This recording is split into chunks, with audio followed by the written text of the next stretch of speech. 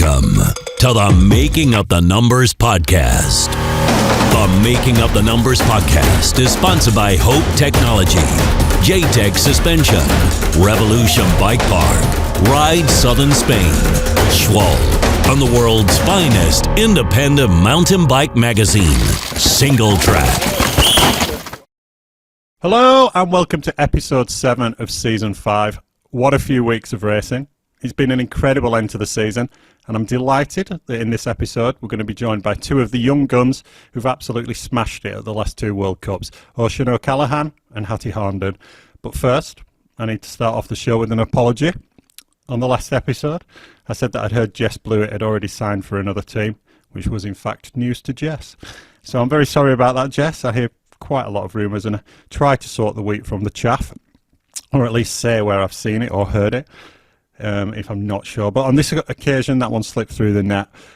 My favourite bit about this was the message I received from Emilie, which read, "She's not mad," which is a bit like your mum saying, "I'm not angry, I'm just disappointed." Not a nice message to receive, but we're all friends now, and I'm delighted that Jess will be coming on the show once she's ready to announce, and we'll have more team rumours later, because as Jack told us on the group chat, he's got so much gossip. Is that right, Jack? You want to tease us with one? Oh, yeah, there is loads of gossip, but I think at the moment it's too early to be dropping too many names and specific speculations, because I might end up losing a few friends if I do. Right. But yeah, I do know there's a new Mondraker team, and I have heard it's going to be a really, really good time, but it might be pretty intense. So yeah, right, yeah, that sounds good. I think later on in the winter we can probably start, dropping some more gossip stuff, but for now, that's all I'll say. Emmy, before we get cracking, how's Cammy getting on? Good. She actually had some more MRIs on other part of her body, because actually her head is like feeling really good right now. All the neurological tests she did, she was like, didn't have any symptoms, so no headaches, no dizziness, stuff like that.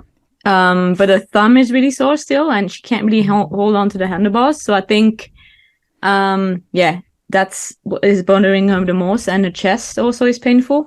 So they're like, oh, there's bleeding in there, contusions, but they wanted to be sure. And yeah, basically, she's going to have to go see a specialist for a thumb, maybe to make like a low brace so she can like hold on to the handlebars better. Yeah.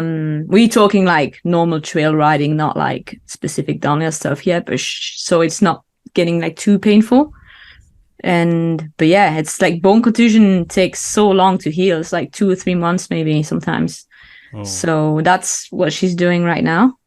So no like proper training, but we're doing all sorts of stuff, and she's in the physio every day. So it's moving forward slowly but surely.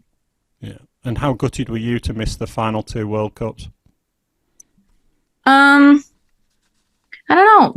Of course, like I was gutted not to go, because it was a good time last year for Bernard, and I want to I would have been very gutted if you won that one. I wasn't there, to be honest. So I was like, but we watched the race, and like I think when she's not there, she's like not very gutted. Like she's like, oh yeah, well, I'm not there, so and watching semifinals and finals for anyone, but like for her at the moment especially, it's like a lot of TV to watch in one day. So yeah, of course we watched the race, and she was also gutted Benoit was missing, both of them, because that was a big motivation for her to see her teammates do well. But yeah, she's not too bad with that. She's not like crying at home, I want to be there. So that's good. I think it's a good thing. Cool. Right, racing then. Let's start with snowshoe and a whole bunch of surprises. Jack, this was your penultimate World Cup. How much pressure were you feeling coming into snowshoe? Honestly, I wasn't feeling much pressure going into it. I was more just excited. And then did what I did to my leg on run 3, and it became a little bit of a rescue mission, to be honest. I've always hated qualifying. So has everybody who's not protected, and everybody who's not protected for this new semi and wants to get through to, or feels they can get through to the final, hates the semi, if that makes sense. Yeah. So These two would arguably two of the worst of my entire career, especially Mont Saint Anne, just because I so desperately wanted to race the semi-final, which to me is still the final. So yeah, absolutely hated it. But the problem at Snowshoe was it was gradually drying up. So I finished practice, and because the juniors then do their race before we qualify, there was going to be this quite long time window before our quali. So when I was warming up, like, it was apparent in my head, I was like, the pace has been lifting this morning, but now with no extra practice, we're going to have to go maybe like 3 or 4 seconds faster than I initially thought. So I just rode super stressed. I made one mistake in the top section, nearly crashed. And from there, it was just literally a train wreck. It's a good job of me doing a lot of training because I nearly went over the bars about 4 times. It was just absolutely all over the place. It was just a war to get down the hill. Really didn't enjoy the run. Like at all, and was just relieved to go through to the final. And then the following day, I really enjoyed my race run. So yeah, it's good. Cool. So you were 54th in quali and then 42nd in finals. Interestingly, 1 place ahead of Gaetan Vige, who would go on to podium in MSA. Last year's Snowshoe was so difficult. How did it compare this year? Because it looked like there was even less dirt and even more rocks. Yeah, this year it was really tough at the start. Similar to last year because it was super greasy, and then it went through this weird phase of like you kind of thought it was dry but it wasn't, so you were trying to push, you thought you had grip, and then there's so many rocks that are all at weird angles, you can do nothing wrong essentially, and your rear wheel can be an inch left and it'll hit something and the bike will get spat sideways, and that's how I actually did my leg, but didn't even leave the bike. But by race day, it was good, it's quite easy to ride that track when it's dry, but in the wet, it is literally the hardest track on the circuit by a mile. Because Val de Sol is dirt, so you put full spikes on and ride the mud. Yeah, at Snowshoe, there is no tire in the world that will grip to that wet rock, so you're just like terrified every time you drop into it. So what tires do you run on that stuff? Yeah, Mary's.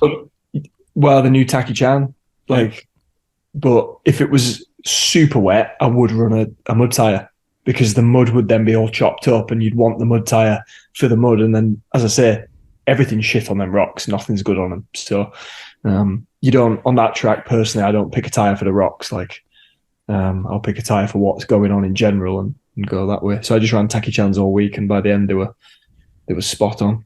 Cool. And another rider who's retiring, Dean Lucas, had a horrible crash, stretched his spinal cord, which temporarily paralysed him. I know his recovery has been slower than he hoped, but I think I speak for all of us when I say we hope you make a full recovery, Dean. The highs and lows of racing were truly evident, with the winner of the previous round in Leger, Benoit Coulange, cracking his scaphoid in practice. Healing vibes to Benoit. We all know he'll be back on the bike very, very soon. In junior women, Øisin van Leuven won by nearly 6 seconds from Taylor Osgaard, with Valentina Roa Sanchez in third. Øisin continued with a win or bust approach, Emmy? Yeah. I think it's not like that she wants to do that, but she's just the way she rides. And like Jack said, this track also, like, when you do a mistake, you most likely on the ground. So, but yeah, Tyler Osgaard is cool to see, and she has a little sister that is still first year under 17, and she was second at the US Open behind Nina, so she beat Nina in practice. So there's another one coming in 2 years, and that's going to do great things. So that was great to see Taylor on the podium too. Yeah, cool. And in junior men, Milan Falke took third. Evan Metcalf put in a super smooth run for second. Have you heard Aaron's commentary on that, either of you? Yeah, I've watched every junior race. Yeah, it was so cool. He said the guy, Evan's going so fast, and but he isn't pedaling anywhere. And Aaron can't work out like whether he should be trying harder or whether he's doing, just doing great. But he needs to go down the gym. He's like, but it's true. He has a special style. Like even in other races, I was like, what is this guy doing? But then he's just like, the time tells you another story. So it's pretty funny to watch him ride, and pretty like. The junior category this year has been really good to watch, I feel like, and also like watching the live was pretty interesting to see. Yeah, and Evan was, I'd never heard of him, but when I spoke to Ryan up in Fort William, he'd said, watch out for my buddy Evan. he's going to come good, and he was right. He's had a great end to the season. Ryan took the win. He's fourth on the bounce, and with it the overall. I was going to ask any word on where Ryan might be heading next season, but I think you've already might have revealed that, Jack. Is that right? I couldn't possibly say. Couldn't possibly say. In semis, Valley crashed and still won, but Marine and Tawny weren't far behind her. Dak crashed and got fifth, Ronan fourth, Loris third, O'Sheen second, and Loic first. And in finals, it was nearly the same riders, just in a different order. Gloria Scarzi would take fifth. She's had a great season, Emmy. Can you see her switching to downhill permanently? Well, yeah, I don't know if permanently, but she wants to do more for sure. And I talked to Fabien Barrel about like working with her as well with Canyon, and he said she's really good to work with. She's a hard worker. Yeah. I mean, she's also has a lot to learn because she's someone that if she doesn't crash, she will have like some podium pace, but she will still crash a lot, like at the Italian champs and stuff, and then get injured and not be 100% for all the races. But no, she's strong, good technically, so I'm not surprised to see her there. And it's good for the other downhill girls. They get motivated when someone new comes, like Hattie or Gloria. So it's good to see. So they've just released the schedule today for next season. Mm-hmm. I've just seen it, and there isn't as much EDR on the same weekends as downhill. There isn't as much downhill, I don't think. There's only 7 races by the looks of it. Do you think we're going to see people going back to doing both? Maybe. It depends on the teams. I mean, for us, like for Pivot, obviously the mechanics and the team are a bit like intertwined. So it's quite challenging as well when you look about it, because some of the races of an EDR are in between the World Cups. Yeah. So you do Fort William, finale, and then the second one in Poland. So it's like Fort William. Driving.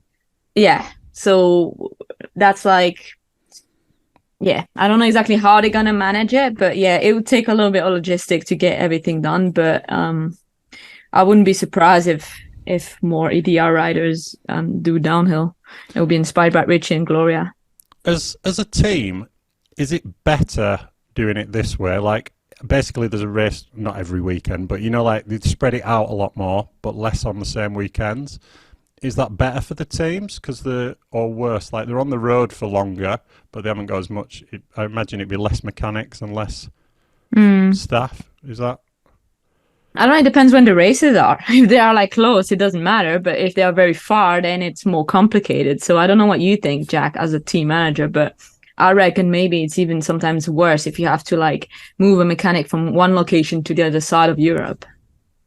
Yeah, for sure. And the thing is, the sports are so they're at such a high level now that it doesn't really work having riders doubling up anyway. So I think, yeah, if I was running a team that size that was doing multiple disciplines, that they would operate in different vehicles with different mechanics, and they would have their own schedules. Because also, like, you've got different training schedules for different disciplines.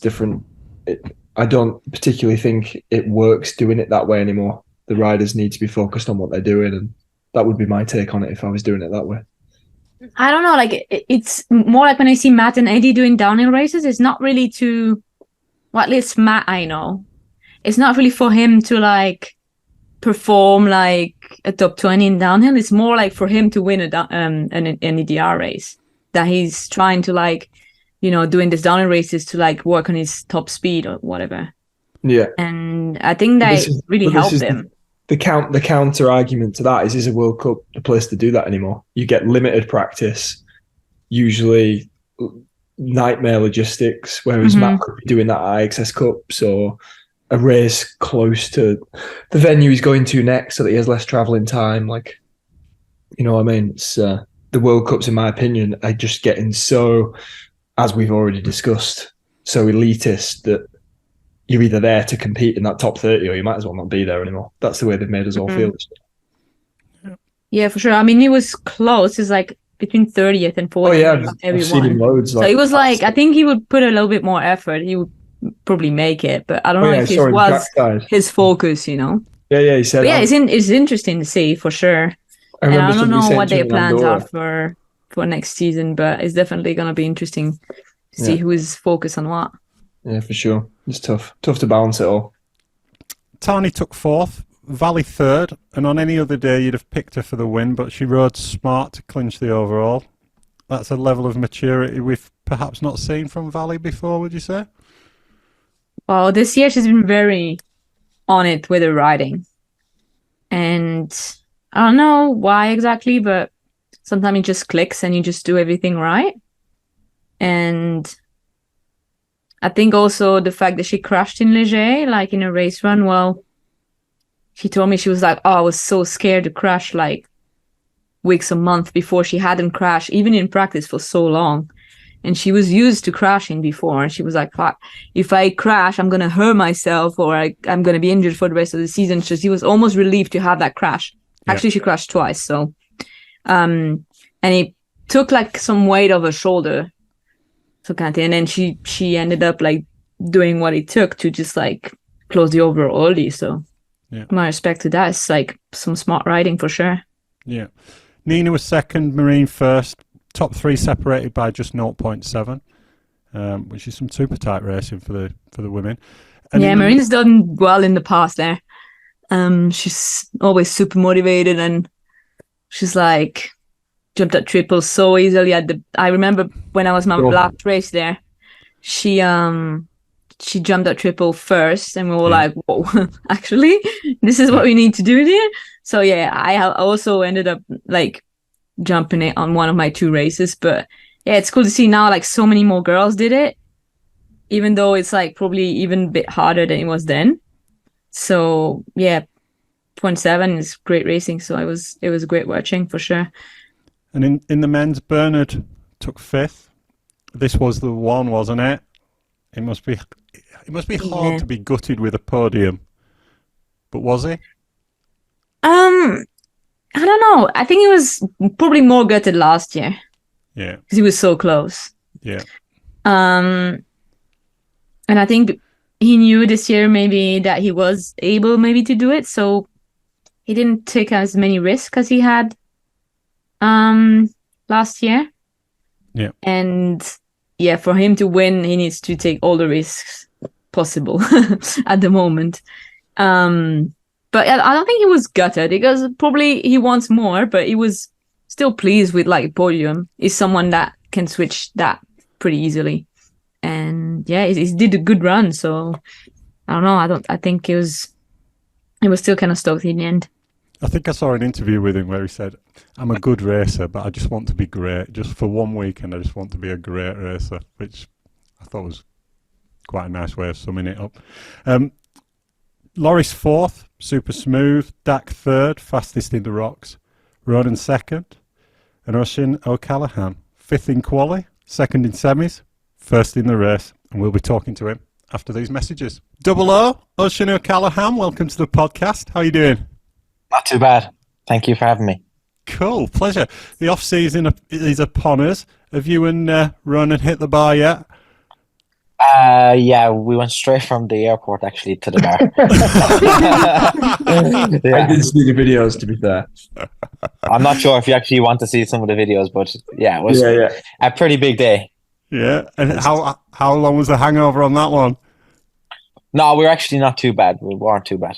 Yeah, athletes, yeah. Yeah, at least. So, obviously, you grew up in Ireland, but you've been coming over to race the GB Nationals since you started racing in 2016. Start off by just telling us a little bit about those days, because you need a committed parent to help you with that, and I believe your dad's been with you pretty much from the start. Yeah, with being that young, obviously you're not going to make it unless you have someone funding it and supporting. And I was lucky to have parents that were willing to both buy the bikes, kit, everything, and pay for me to come over. And every time to come over for a national race to get the ferry was pretty expensive looking back. Yeah. Obviously, at the time, you don't realize too much, but looking back, now that I have to pay it myself, it was a big expense. So obviously, without a parent willing to bring you, it's not possible to get your name out there or be able to compete. So grateful for all those days that my dad was able to bring me over. Yeah. You were probably just there moaning, going, why have I not got those fancy rims and why have I not got those fancy bars and all that kind of stuff? And your dad's No, thinking, well, he always gave me the best equipment. He never wanted to have my equipment fail, so he always went all in bike-wise and kit, so that was never an issue. fair play. Yeah, I know Øisin's dad really well, and I can remember when I first met you guys, and Chris is absolutely on it with like prep in every area, and you need that now. Like these young guys coming in, the level's so high. It's obviously Øisin's lucky he had that. All right, dude. So 2017, you kind of started winning from looking back at results. Irish national champ, nationals, you were winning. Would you say you did pick it up quite quickly early on? Yeah, I suppose I'd done like kind of a year before where just kind of testing it out, a few races, not taking it too serious, just to see what like everything was like, what the other riders were like. And then when I realized I could probably make a good go of it, we went over, done a full solid season, got a downhill bike, kitted it out, and gave it a good go and managed.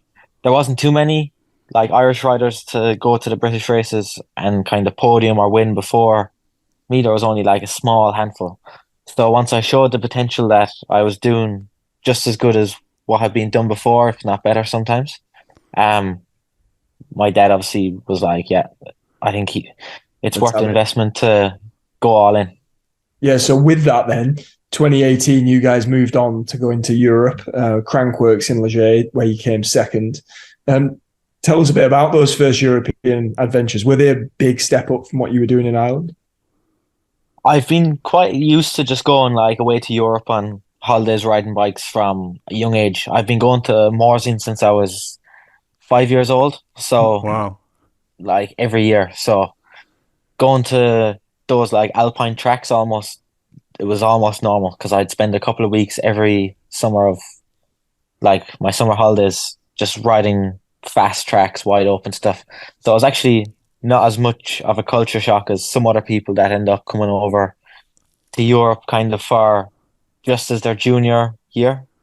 And they're not used to how fast the tracks are compared to, obviously I was kind of used and prepared, thankfully.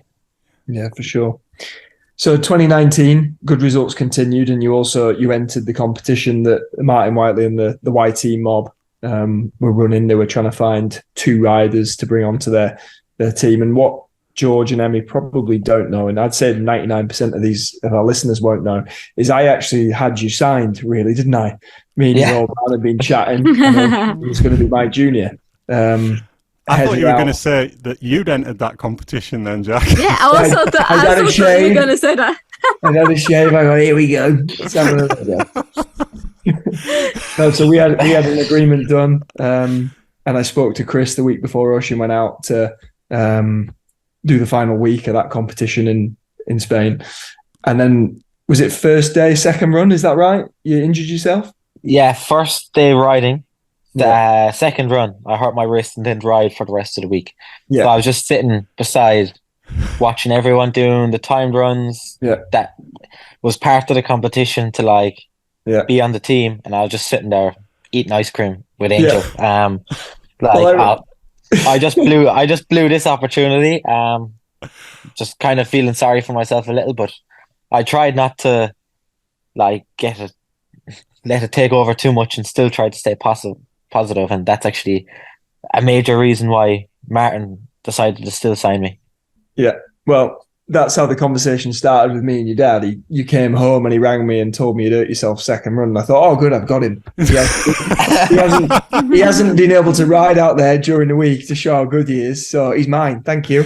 And then Chris went, however, he was that good at William and his attitude over there. He's won, and I was like, right. And everything's worked out well because you've had how many years with them and all these achievements, and I got down and that's gone well. So, but yeah, that's probably something that not many people know, that obviously me, yourself and your dad had conversations back then. But yeah, so anyway, you secured the full factory ride on the YT mob. Incredible thing. Did you find that heaped a lot of pressure on you going into the following season, or were you just amped up and ready to go? I was pretty amped because it was kind of something for the 2 years before, even longer than that. All my aim was to do well as a junior, but to get a factory ride. Yeah.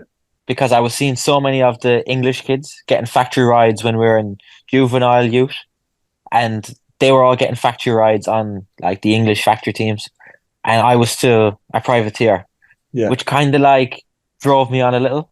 Pissed you off, yeah. Understandable. Yeah. And then obviously I got it as a junior, which I think was the right time for me to get it when it counted. Definitely. Well, you went on and proved that, because after the first lockdown, first race back in 2020, went on and became junior world champion in Leogang. Obviously a race I remember really well because Dan came in second behind you. So you both did your first junior world race and were on the podium, which was great, with the Scottish rider James Elliott in third.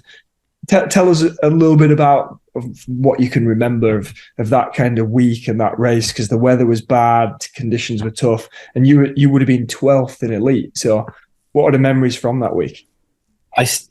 That week was like, it was kind of my first proper race week with the team, because we'd only spent the week at test camp, and then obviously everywhere just got shut down. And I hadn't kind of seen any of them since it probably would have been February or March when we had the team camp. So I hadn't seen any of them for months. And then going into Leogang, I was pretty excited after spending the last like 4 months just bike park laps all day. Yeah. And looking at how the weather was, I like a wet race, and it was like kind of all just what I was hoping for. And I had kind of pictured doing well that weekend the weeks before, and I didn't expect it to go as well as it did, but it all just kind of clicked. Yeah. Well, I remember, Emmy, I'm not sure if you were trackside that weekend or not, but I remember being trackside with of course I was. I didn't want to. Had you retired by then, or? No, I broke my knee that weekend, so I was trackside. Yeah, okay. And Cam won, so it was like kind of a good weekend. Remember? Of course, yeah, there you go. But I don't know if you remember the same as me, that there were just 2 or 3 juniors, Øisin, Dan, and a couple of others that were standing out during practice, and everyone was kind of saying, "Fucking hell, those guys are going to go well." And then you went on in finals and did. So yeah, it was definitely one to remember for you. Yeah. So straight after Leogang, we all travelled off to Maribor. It was 5 races in 4 weeks or whatever it was. It was all very crammed, shortened season. Tale of two halves for you. You won the first 2 World Cups in Maribor. The second one you won by 6 seconds. In loser, you seeded second both races, but ended up 24th and 20th. I remember you cracked one of them. Was the other one a crash as well, or with a mechanical? A flat tire. So, okay. How good were you? Because obviously Ethan snatched the World Cup overall from you. Were you still just happy with your season, or was it not that feeling? I should have been, now looking back, I should have been a lot happier. But I was so annoyed, I remember, in that second Lausa race. I was just a junior that I was so frustrated.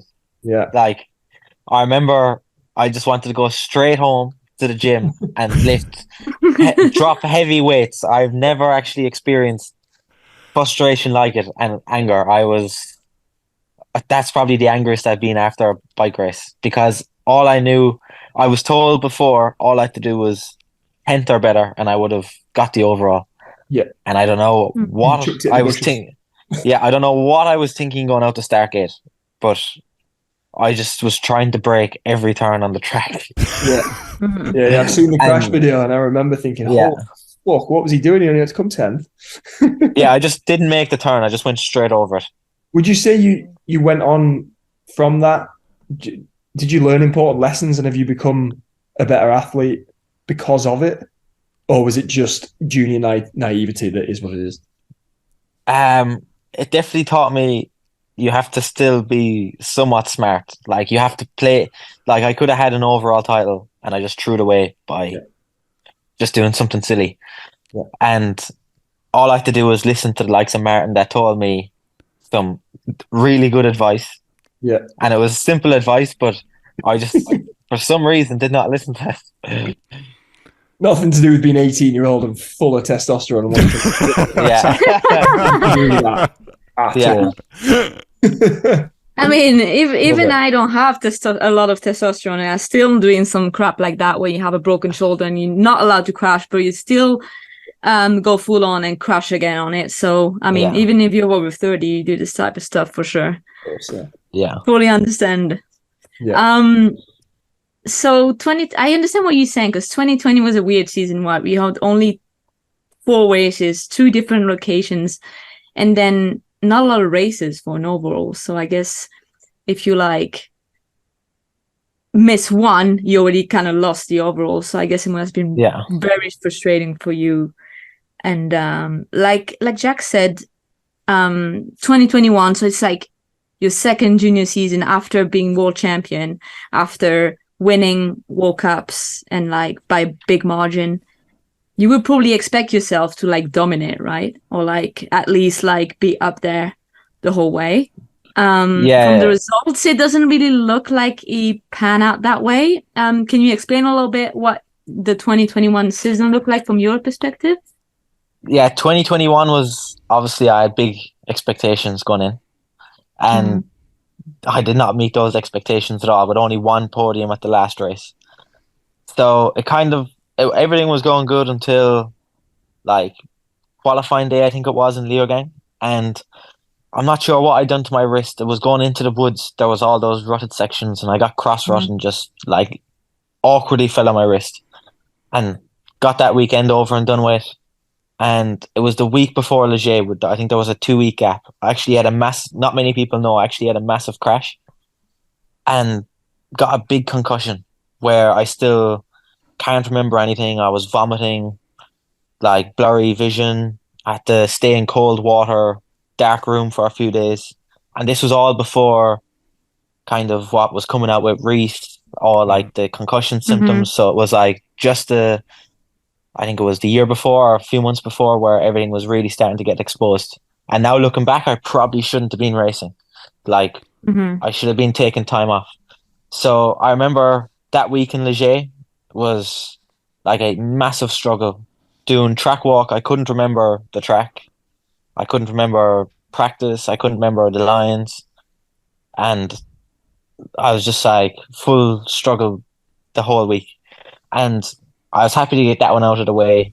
And then it still took quite a few months. I remember like I was sleeping until like 12 o'clock during the day for like the next month and a half after. And I was having to get like woken up. So it took quite a long time to get over like that concussion and head injury. Now looking back, I can see why there's a lot more like protocols, but it was kind of the year before everything got like really big. And if it happened now, it would have been like a complete different story. You would have been taking those races off.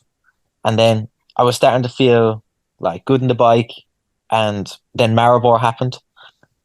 Didn't qualify for that one, so that was like a big culture shock. Not qualifying, first World Cup I hadn't qualified, and then went on to Val di Sole, and everything was like starting to feel back to normal. Qualifying first, and then I almost got the second junior title. I crashed, I think, in the second last turn before coming out of the woods, and I was green on all the splits. So that weekend was the main weekend all year that I was looking for, and it was close. It just wasn't quite close enough. Yeah. And then Lenzerheide after that, flat tire, and I was like, oh my god, this is a disaster. And then we had the double header in snowshoe, and the first one again, I was green on the first, I think 4 splits, and crashed, or 3 splits, crashed right at the end. And then there was only 1 race left, and I was like, I'm just gonna go out and try and at least podium instead of try and win. And that's what I done. And I was actually quite happy to get that podium at the end of that year. After that podium and all year from coming back, like to come from winning at a big margin to not qualifying and crashing was a relief to get a podium at least in my last junior race. So I was quite happy with that 1 podium. Well, I didn't know any of that. That's tough. Especially like, do you think, I know we talked, especially like since the past few years a lot about concussions, but I can see that still with people like Miriam or whoever now. Sometimes you think you're fine, and then like the fact of you like also maybe on concentration or like whatever. Do you think the fact that you were crashing more in your race runs, like do you think it's also related maybe to the fact that you maybe struggled more to focus than before, or did you notice that went away? I don't feel like I've seen you crash a lot in practice now when I watch you ride. So I don't know if it's like on that year especially, or... It was more probably my 2 junior years I was crashing more. Not as much anymore, which I've managed to, which is probably a good thing. Well, it is a good thing. But yeah, as a junior, I remember in Maribor 2020, I had like, for that double header, I think 4 or 5 crashes over the weekend. Like massive ones. Yeah. All the time. A little bit like Ronan. Yeah, literally, I was just having huge crashes and somehow getting up, which I'm still surprised about some of them. Yeah. But you think also because now you had that big crash that had such consequences, like you weren't aware maybe that crashing on your head could have such consequences on your season, that maybe also one of the reasons why now you try to like minimize like the crashes also at race weekends so you can like perform. You definitely try now, coming off like such a kind of, you could say, serious head injury or a big one.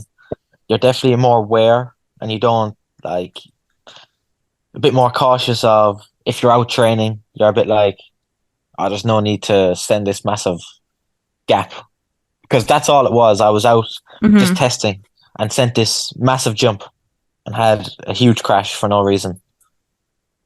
And if now looking back, I should not have been sending that the week before the World Cup on a testing something I'd only done. That was actually my first day on the bike I was testing, and I should like just been easing into it, just doing normal junior stuff, not actually processing what's going on around me.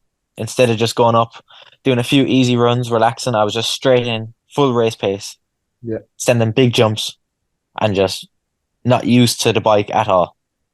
And just one small mistake just cost basically the whole season. Yeah, there's definitely a lot to learn from this type of stuff. So this season, Jordan and Jackson joined juniors as well, 2021. Yeah. And obviously, knowing now that what we know, they took quite the limelight from everyone, and it was a bit like, oh, you've got these 2 like generational talents that come out and smash it. Like, let's focus on them. Let's talk about them all the time. Did it feel like that to you as well? It was a bit like, not annoying, just a small bit frustrating that because there was so many races that I was green on the splits but crashed. Yeah. And I was beating them like the year before if we were racing like time wise, or the year before that, and then for everything just to get completely spun around. And I knew I could go fast enough. I just was making small mistakes that were just so annoying at the time that every race I was almost guaranteed something to happen. At one point I was like, this is going so bad. Yeah, for sure. 2022, then you move up to elite after that hard 2021, and you qualify your first for World Cups, so that's like a pretty great achievement. You also 10th in time training in Leogang, which seems to be a track that you like. You qualified 14th. Also a good indication of what was to come. What was the high point of 2022 for you? 2022 probably was Leogang, but also it was Leogang. I crashed in the race, but time training and qualifying I was really happy with. Just when it was raining, I was having such a good time. I was actually on dry tires all weekend, even in the rain. I was just having in the mud, roll off, full waterproofs. Got got a little bit overexcited for the race, with it being kind of my first elite one, warming up at the same time as all the other big names. So went out, crashed second turn, but that was an experience. And then actually Andorra, I got injured. It was the first time. It had actually been since the start of 2019. It'd been the first time since I broke a bone. So it was almost like a relief that I was injured. Yeah. Like, because it'd been like so long since I'd been out for a few races with an actual injury. It was almost like a fresh start. Like, I got back 2 weeks after. I was just like training, casts, broken collarbone. I was like doing road rides like a week and a half in, and I was just like full fresh start. And when that happened, I was already looking forward to this season. Just loads of bike time and everything. It just reminded me back of 2020, getting injured at the start of 2019, kind of get refresh, and then 2020 was a good one, and it was just everything was lining up to be kind of the same. Yeah, so you broke your wrist and your collarbone, right, in the crash? Yeah. And you wanted to come back for Worlds in Leger, but then, like you said, was it the wrist that wasn't ready? Was the collarbone fine? Or? It was just the wrist, because I broke 3 bones in the wrist. Yeah. Okay. And it was like really badly dislocated. All the muscle, it was mainly the muscles were just, they hadn't time to repair at all. And the collarbone was all good. I popped out the AC joint, that was all good. And the week of Leger was 5.5 weeks from when I done it, and the cast was meant to be on 6. So it was going to be tight if I was going to be able to ride that week. Yeah. And I tried to do one run, but it hit like the jumps and the braking bumps. It was a no-go. But it was still good to get out. I went and watched the crash this morning because it's on your Instagram, the one in Andorra. Yeah. And you got unclipped coming around a left-hander. It's pretty brutal. Yeah. It was such a small mistake. I unclipped because I slid and I couldn't flip back in. Yeah. Like just in time, and my foot slid off the pedal and caught a rock and just straight over the handlebars. Yeah. It's really interesting what you said though about the relief that when you get injured, sometimes you like, because in the script I meant to ask you if you were gutted, but it seems like you probably were gutted for like a few hours or days, but it felt like some athletes, when they are under pressure to performing or whatever, and sometimes something like this happen, you can take time for yourself and like feel like you can, like you said, have a fresh start. Yeah. And it happened to me a couple of times as well. And it's pretty interesting that to see your perspective as a young athlete, especially like on a big team, and you want to achieve stuff, but then you get injured and you're like, oh, this is my opportunity to like get ready, take a little bit of time for me. And really, really interesting. Like, did you, like, I feel like you're not someone that is like have a scared after injuries. Like, do you like recover mentally or so pretty quickly from the injury that you had? I felt like straight after that crash and injury, I was like fully refreshed. Like, I was not scared to crash on it again. It was more before I'd gotten so like almost 3 or 4 years without any broken bones. I was like, surely soon I'm gonna end up breaking something again. And then when it happened, I was like, oh, here we go. Like, I've so it's much just a longer collarbone. now. yeah. No, but like, it's funny. Yeah. Like, fully refreshed. Like, I was like, yeah, let's go into the off season. Nice. Well, moving on to the 2023 season then. You started well, second in Portugal at the round in Seia, second at the IXS Cup in Winterberg. But then moving to Lenzerheide, you didn't qualify, you came 63rd, but I mean, you lost a shoe, and I know where you lost the shoe, and I raced that race. And if you asked me to ride down from that whale tail jump to the bottom without a shoe, I'd tell you to fuck off. how did you come 63rd? Bearing in mind that I was 43rd only, or 47th, I think, only 1.3 seconds ahead of 60th. So how did you do that? Like, talk us through. Were you in? Was it hurting? I just can't wrap my head around it.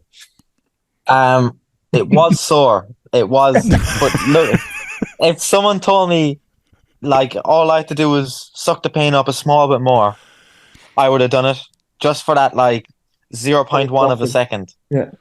But look, like when the shoe came off, I was like, there's no chance of me qualifying if I stop. So I may as well just give it a crack and just stay going. How did the shoe come off? Well, there was kind of before the whale tail jump that we hit, and I actually on track walk after that sent a photo into the group and was like, I remember that. Needs to go. It's on the inside where we're tipping the bike in, and I said it ripped Øisin's shoe off today. He didn't qualify because of it, and surprise, the next morning it was gone. But yeah, that's why the shoe come off. Yeah. Insane. But yeah, that picture of you going between the rock, in the last rock garden where Gwynny got. That photo, if anyone's not seen it, look it up. You can just see how close your toes are to that rock. It's like, oh my God. I am lucky that like I was so close to hitting so many rocks. I am lucky my foot didn't slip off because I could have broken my toes, foot, or anything. So easy. You're on Crank Brothers, aren't you? Yeah. Oh, so how did you know? At least you've got the little pins to dig into your foot then. No, but Crank Brothers are the worst. They're like, you're just moving forward. That freaking thing's moving around. The egg beater spinning. Yeah. The egg beater spinning. This is the worst pedal. Yeah. That was the sorest bit. That bit sticking up onto my foot. Yeah, for sure. I'll believe you. It's a hell of an achievement, honestly. Okay, so moving on. 17th in Leogang, first elite top 20. Obviously, we know you like the place. Do you prefer it in the wet or the dry? I prefer any track in the wet. Even snowshoe? Snowshoe. You're a psycho. I didn't ride it in the wet last year, but okay. Any track like Val di Sole. Yeah. I love riding a mud track in the wet, but I'm different to you. I'm putting my mud tires on. Like, I'll still enjoy it and arguably enjoy it more than the dry, but not snowshoe, not them rocks. You're a savage. I just love when it's raining. Yeah.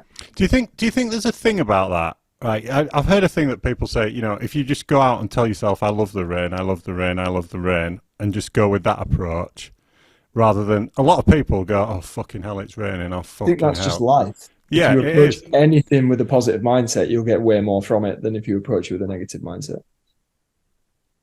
Well, I think it helps also if it rains a lot where you live. Yeah. And then you're like, look outside. You can't tell yourself, oh, fuck, it's raining. If it's raining every day, you'll be like miserable all the time. So if you live in California, you'll be like, oh, wow, it's raining. But like, I guess Øisin, where you live, it rains quite a lot, doesn't it? Yeah, most winter rides are just fully soaked, like 5 minutes into the ride. Yeah. And you're just guaranteed to be wet for the whole ride. So it's just normal. It's normal. That's what I mean. Yeah. Yeah. So Leogang was your first experience making it through a semi-final. How did you find it? Are you a fan of the new semi? What's your feeling on it? It's definitely different. Like I think I didn't mind too much at the start once I'd done Leogang, but going from doing Fort William with just one race run, then the way Andorra played out with just one race run, going back to Loudenville, having the semis and the finals was like a big culture shock. Yeah. I wanted to go back to the way it was before because I'd gone missed World Cups at the end of last year and then missed Lenzerheide, the semis in Leogang. It had been almost a year since I'd raced the World Cup. Yeah. So it was I'd kind of forgot what it was like before. Novelty, yeah. Yeah. Yeah, it's funny. I asked Loic this. I asked Loris the same question in Snowshoe on the chairlift. I think it was the morning before semi. We were going up after a practice run, and his answer was, on some tracks he doesn't really care. On some tracks he maybe likes it, but he said his words were, Snowshoe, no, thank you. Like, his attitude was that he didn't want to have to do more flat out runs than he absolutely had to. Yeah. So, yeah, I think for the most part, I think once the track's anything like kind of a Val di Sole, a snowshoe, a Mont Saint Anne, people, especially Mont Saint Anne, where they give people no points. It's just a hell of a load of risk. Okay, so Val di Sole crashed in quali and didn't make it through, but then went on to Fort William and came 12th at Worlds. Happy with that one? I was very happy with that one. Then it was kind of my first top 15. I'd missed one, first top 20, missed one, first top 15. It was kind of all like clicking again. Nice. Okay. And then on to Andorra, where you'd obviously had a bad one the year before. You came ninth, first top 10. So did it really feel like things were starting to build by that point? And it felt like everything was building, but I was trying, but I wasn't like getting too reckless, not too out of control. I felt like I was riding inside my comfort zone, which my plan was. So I wasn't having big crashes. I just felt like steady. I was just building momentum. Yeah, okay. So we went on to Ludenville, 8th in the semi-final. 8th in the semi-final. Again, like you just said, building. But then took a crash in the same corner as where Charlie and Benoit crashed. Were you disappointed and, gutted you didn't get the final result you wanted, or were you just happy with your 8th in the semi? What was the feeling there? I was still really happy coming from the 12th, the 9th, and then the 8th. And I think my splits were still top 10. Yeah. So I was still really happy with how everything was going. Yeah, okay. So moving up to Léger, again, like you said, you're like on and off. You crashed in quali, so you didn't get that one, but you were coming into Snowshoe with the 43rd plate, number 43. So it's like a midfield plate. How are you feeling coming into that week? Like you're like, oh, number 43, like I can do way better than that, or how were your confidence level? Yeah, my goal is to try and because I was kind of getting close to the top 20 overall before Léger, and my goal was maybe by the end of the year I might just creep into the top 20. And then after not making it Léger, I got pushed back quite a few spots. I think you were 33rd, even though you had the 43 plate. You were 33rd. Oh yeah, because the plates don't make any sense. Yeah, and I don't know. Everything that weekend, I had 2 weeks at home. I think I rode my enduro bike twice. Went on 2 big trail rides. So I didn't do too much in those 2 weeks. Just relaxed, golf, and coming in to Snowshoe, I was like, I haven't ridden my downhill bike much recently, but first practice run, instantly I felt like, oh, that was good. Yeah. And me and Ronan were just smashing laps all weekend. Like we try and do it most race weekends. We were just smashing laps and qualified 5th. And that was my actual first full run of the weekend. And I remember being like, oh, I thought that was going to be way more physical. And everyone was like, that was so hard. And I was like, was it? I was like, oh, I actually didn't think it was too bad. And qualified 5th. So I was like, oh, that was strange. Yeah. Maybe it was just I think Snowshoe's one of them tracks, like once you find the rhythm, it's easier than when you're practicing and stopping and stuff. My easiest run of the whole weekend was my race run. Like it was my fastest run and it was my easiest, because all the other ones I was either like making mistakes and then stiffening up, or so like you say, you've just found that flow state and gone, oh, I'm at the bottom. Yeah. And then second in semis, I was just kind of surprised with how fast I was actually going without trying as hard as I could. Yeah, well, it's probably a good time for me to just interject there, because I was sat with you at the bottom after that as we watched the last however many riders come through. I guess there were 4 after you because you qualified 5th. Yeah. So, and I don't remember seeing anyone especially with the 43 plate on the front of your bike, Mm-hmm. sat there so calm. You were just, yeah. And I think I asked you, didn't I? Loris was coming down. Was it Loris or Loic? I can't. Like, I think. I said to you, do you want to come down last or do you want him to beat you? And you just kind of looked at me and I think you just went, I don't really care. Like, you just seemed to have so much confidence that you could go up there and do it again. And for any young racers listening, like, I think that's what you've got to have. You had that self-belief that you were like, well, yeah, I've just done that run. That was me and I feel good and going to go and do it again.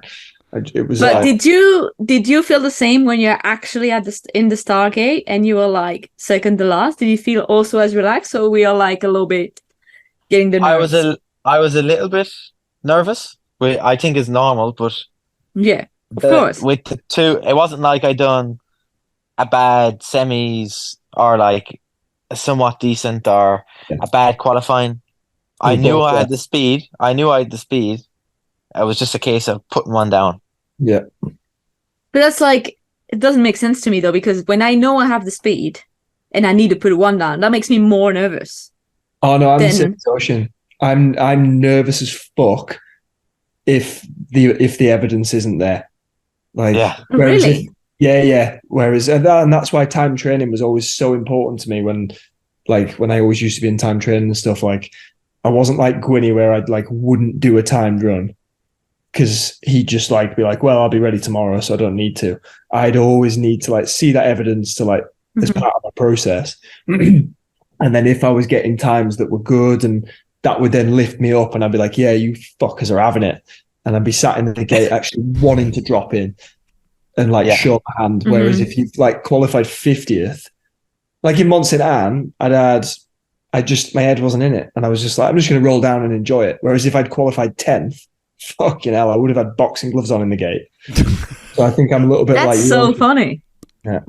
Really interesting. So when you were like riding down, obviously we saw like the split, you were fast as a split one, top three in the other sector.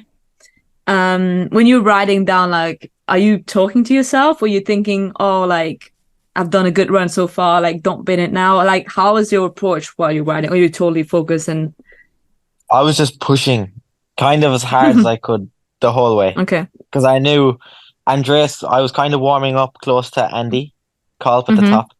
And he told me, you may as well, you just have to go all in. Like, there's nothing to lose. You may as well just send it. Yeah, but do you think he was telling you that though, thinking, yeah, he'll crash second corner? That's another person I don't have to worry about. Andy wouldn't do it. If that was Bernard, I would be like, okay, maybe. Yeah. But it's Andy, so I don't think something would actually change the start. I was riding with Ron and Andy all week, and something would actually change that week as well. Was what something Andy said at the start of the week. It was kind of slippy, and there was rain coming. Or rain promised that the rain never came. And I remember Andy saying, oh, I hope it rains. And he's like, why? And I was like, I just prefer riding in the wet. And he's like, I've seen you on track a few times today and you do not need it to rain. Yeah. And he said, I ride like some sections in the rain just as fast as some people in the dry, just because of how confident I am in the wet. And he said, if you can ride fast in the wet, you can ride fast in the dry. Yeah. And that was what he said to me, I think, going into my third practice run on the first day. Yeah. And then I was like, that's a very good point. Yeah. I think an extension of that point as well is like being a good wet rider essentially just means you're a really good technical rider. Yeah. And snowshoes are the most technical track on the circuit, so it's no surprise you excelled there. Go on, say what you're going to say. Sorry. And then after that, I was just like, yeah, he's true. And I just everything just started clicking. Then the qualifying semis, and then he told me again before the finals, and I was like, I may as well just go all in, like he said before. Yeah. And yeah, it paid off. Cool. So you're in the hot seat. And I remember watching on TV, and there's one rider to go, and that's Loic Bruni. We all know what Loic did in the past, his snowshoe. He has a good record for this track. So how did you accept him to take it? How was your feeling? Did you like stoked already, or? I was already so stoked because I hadn't podiumed yet. It was kind of like, this is. I came into the hot. I would have been stoked if I came into fourth, second, third, because it would have been my first podium. And then when I came down into the lead, I was like, no, I actually want to win now. Like I don't want. I don't want a podium. I want to actually, now that there's a chance of me winning, I'm like, yeah, I want to win. And I was tired after that run. I remember getting across the line, and the relief, the tiredness. Seeing I went into the hot seat was madness. It took a while to get my head around it, and then watching Bruni come down, it was tight. I was on the edge of my seat watching. I was like, this is really close. And I think the split just before he crashed, he was like 0.038 up, and I was just hoping that with the buttons on his handlebars when he got out of the last woods, that when he started sprinting, if he locked his suspension out, he wasn't gonna gain too much time, and it could have been. I think it would have been close, but he would have definitely. I think he might have had me on the sprint, locking the suspension out. Yeah. So when I actually didn't really see him go down. That's why I think my face was so shocked. I was like putting my glasses on. I was kind of looking ahead, and Ronan just grabbed me, and I looked at the screen in front by the hot seat, and he was just on the ground, and I was like, I didn't even know what had happened. I was like, Ronan just said, "You just won a World Cup." Yeah. And I was just in shock. Yeah, your face was a picture. It was brilliant. It was amazing to watch. Yeah. It was so good. Even I was like, I mean, I know Loic way better than I know you, but I was like, almost in my mind, I was like, oh, I'm so happy for this kid. And I never really talked to you before. So I was like, I think a lot of people felt like it. And obviously we all like, oh, hopefully Loic is not hurt or whatever. But he's tough. And then what did he say to you when he crossed the line? I mean, I know how Loic reacts when something like this happens. He's so pissed. I was like, he looked really pissed when he crossed the line. I think he was definitely hurt, knowing that the chances of his overall fight could have been like, it was definitely going to end up coming down to the last race, and with a few others possibly being able to take it off him. That was the main thing I think he was kind of pissed over. Yeah. But yeah, he sent me a message after the race, which like looking, I've looked up to for years, being a big idol, was crazy to come down, like seeing him, like being so close. It was absolute madness. Yeah, I bet. Oh. Yeah, sick. Well, you backed it up going into Montana, and you're 5th in quali, 18th in semi, and then 12th in finals. So was it a little bit different after your win? Like, what was the media attention like that week? Yeah, I remember dropping in, I think, for my semis run, and the amount of cameras that was on me. I had like 2 or 3 cameras in front, a few cameras behind. There was just photographers everywhere, rolling to the start gate while I was warming up the whole time. It was tricky, but it was kind of like after I won Junior Worlds again. It was the same thing, is how it felt. So it was just on a bigger level. But yeah, that weekend again, it was my first time in Mont Saint Anne, so it was big respect. tricky. There was a bit of learning to do, which was helpful following Andy and Ronan again that weekend. They were just able to show me the lines, and I was able to kind of get taught into stuff. But warming up for the finals run, I was happy with how the season went from the weekend before, and I just wanted to put down. I knew it was the chances of me winning were like so slim. It would have been nice to get a podium. Even to get a podium, it would have been like hard work with how many times all the others have been here. Yeah. But to be close to the top 10, I was still so happy with. Yeah, for sure. That's impressive ride. I don't want to even tell you what happened my first time on St. Anne. It took me a couple of years to get around it. Yeah, I mean, for us ladies, it's like really, really hard track because we spend a little bit more time on a track than you guys, so it's even longer. Yeah. And it's now I think this year they did a good job with the track. I feel like that new section was like pretty sick to watch as well, and it seemed really fun to ride too. It was. Yeah. Yeah. So that was I sick. reckon it's the most physical one. Yeah. It's a different type of physical to snowshoe. Similar to Barbasol. Yeah. Like I don't get arm pump or anything, which I'm quite like lucky with. I don't know why. But snowshoe or Mont Saint Anne was the only one where I was coming out of the last woods with like my fingers. I was like, my hands are actually tired from this track. I was like stretching my fingers on the handlebars before that last little sprint. Were you going like this? Like T-Bone? Not quite that extreme. But I was, that was a tiring one. Yeah, for sure. So we ended up 17th in the overall in the end. So like that was these two last races really helped you to come from like the 33rd place overall that you had before until top 20. Were you happy with that in the end? It was like that was your goal. Yeah, I was happy. Like the main thing I was happy about, I didn't really care too much about anything else. That I just got an Elite World Cup win. That was like the highlight of the season. Yeah, for sure. And all like the overall, I wasn't like too stressed about anymore.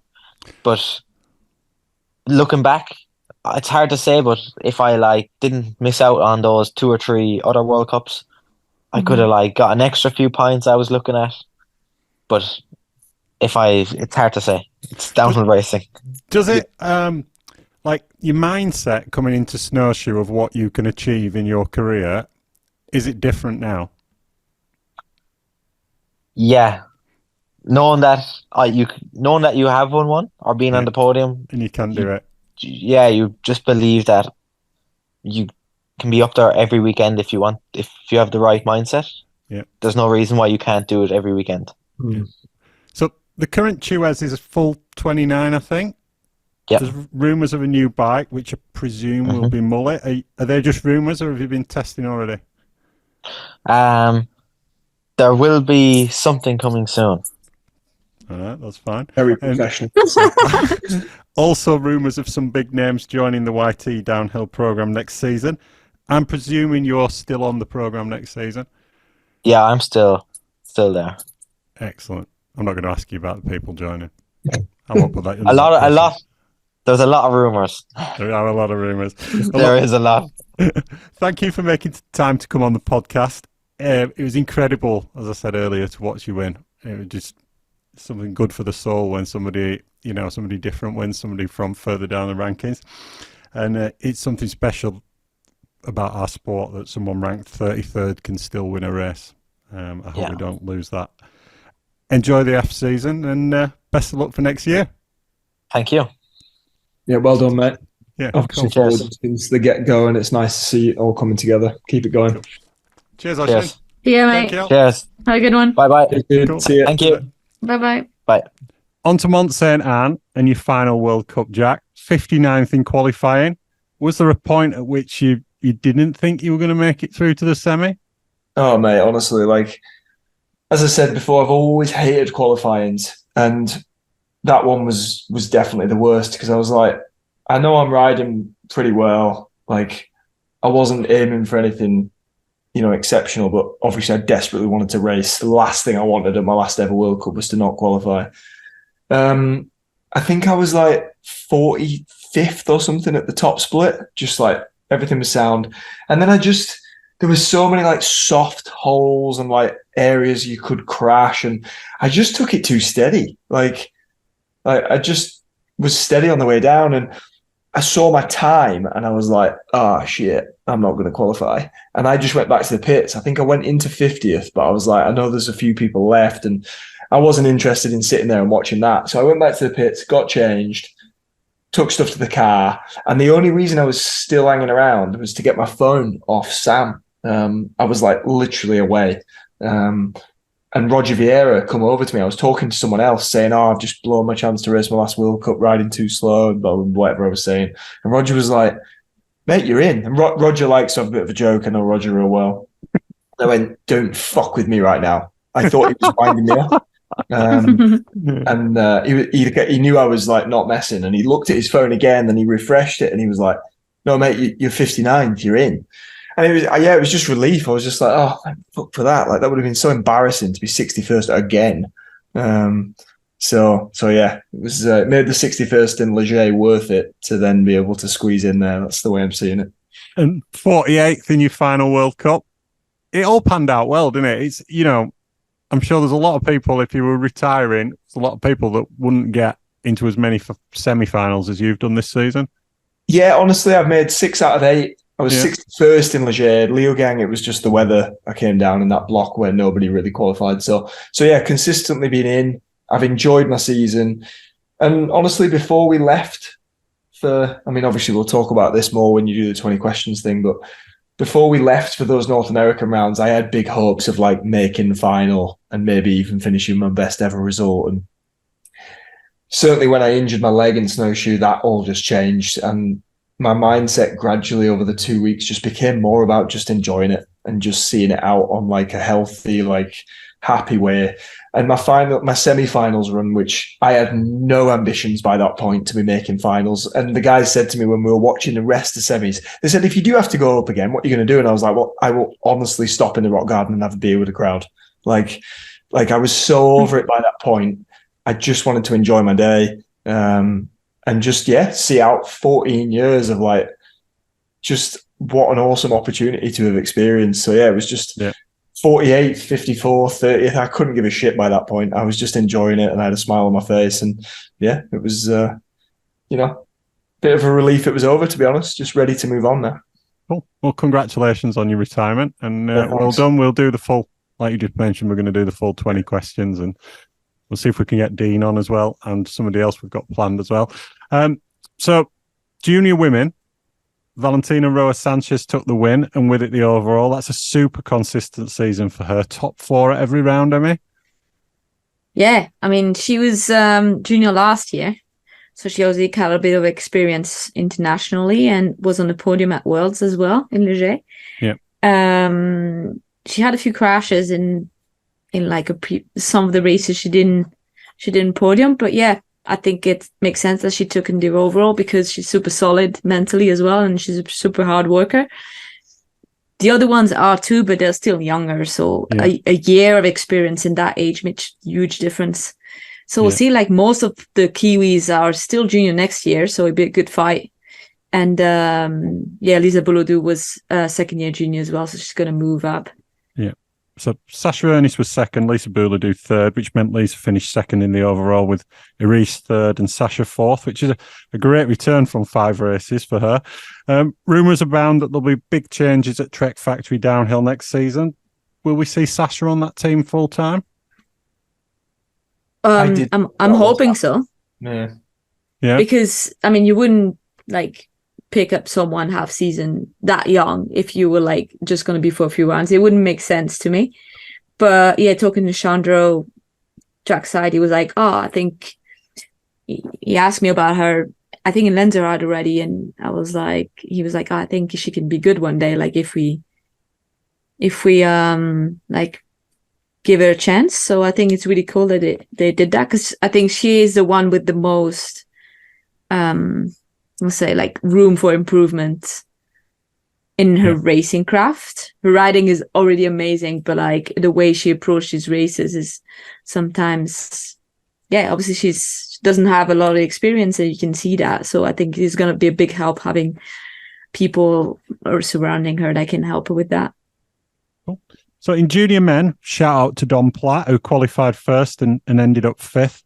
And Luca Furlow, who ended up 4th. But it was a French 1-2-3 with Kimi Viardot in 3rd, Milan Falque in 2nd, and Nathan Pontveon taking the win by nearly 4 seconds with nearly the perfect run. Fastest in 4 of the 5 sectors and second fastest in Sector 2.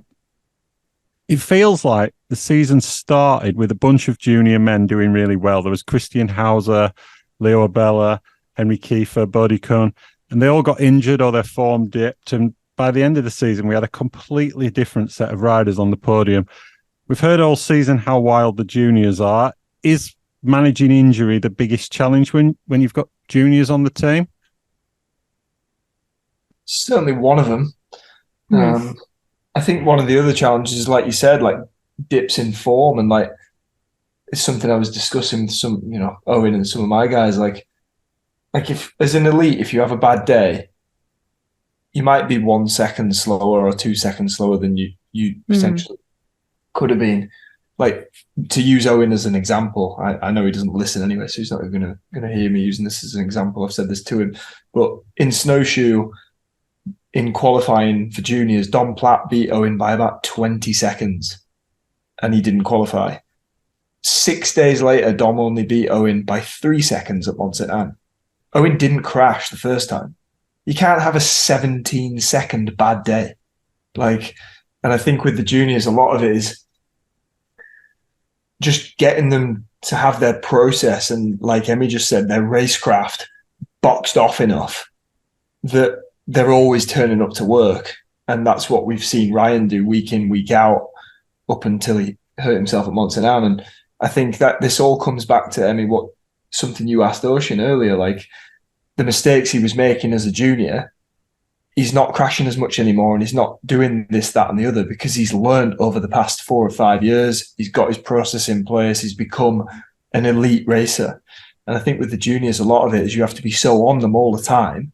They're either just doing something stupid and it's not their fault. They're just young. And this is one of the reasons, one of the pressures I've had to retire from racing at the top level. Because while I've been doing that for my program, I've not had the time to constantly be guiding these guys away from basically the dumb shit that we all did when we were that age. Yeah.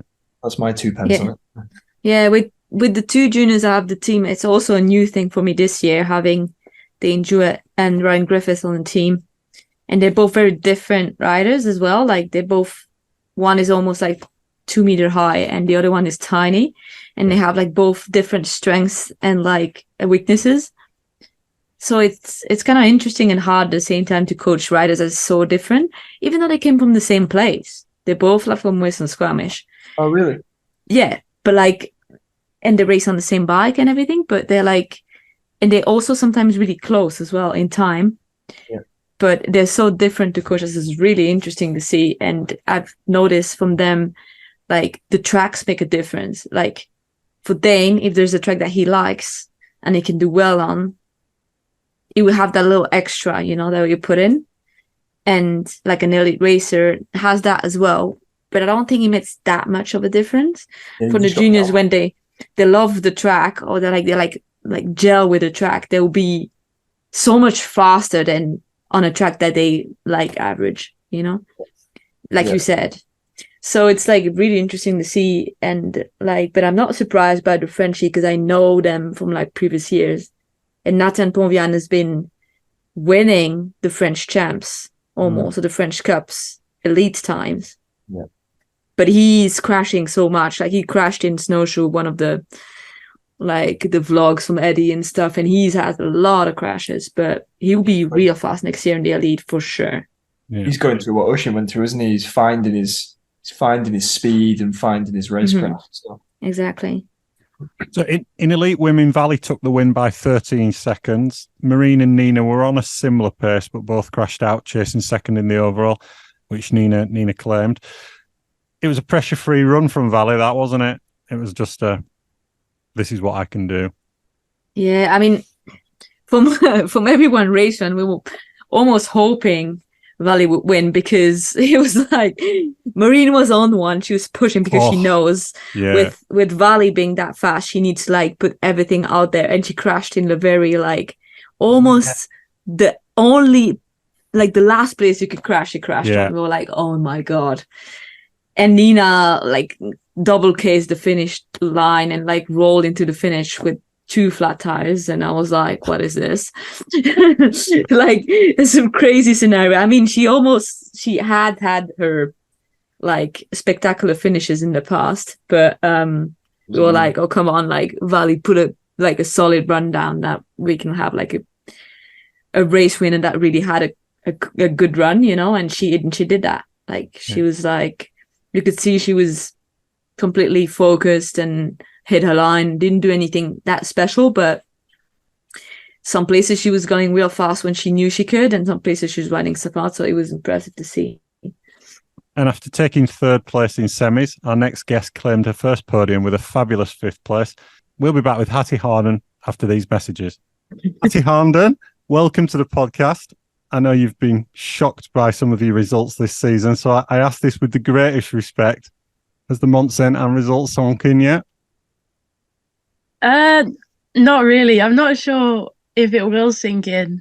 It's a very surreal moment, and yet kind of something I never thought, well, certainly not something I would have achieved yet. So still enjoying it at the moment. Still enjoying it. You went to, did you go to Trek's like head office or something after the race? Because you've only just got back, haven't you? Yeah, we went to Wisconsin to visit the Trek headquarters for a few days and say hello to all those guys. So yeah, that was really cool, and yeah, it's nice to see the people behind all of what happens. Yeah, I think that must be a sign you've had a good season if you're invited to the factory at the end. Like, you know, like, here's our golden girl. Yeah, I feel like I did all right. So yeah, made people happy. Cool. So let's go back a bit, because you started racing cross country in 2014 when you were 13. Is that right? Yeah. Gosh. Yeah. So took to it really, really, really well. 2015, 2016 national champion, and then you were picked up by Tracy Mosley. How big an influence has Tracy been on you? Huge influence. She actually lent me the first bike I raced on.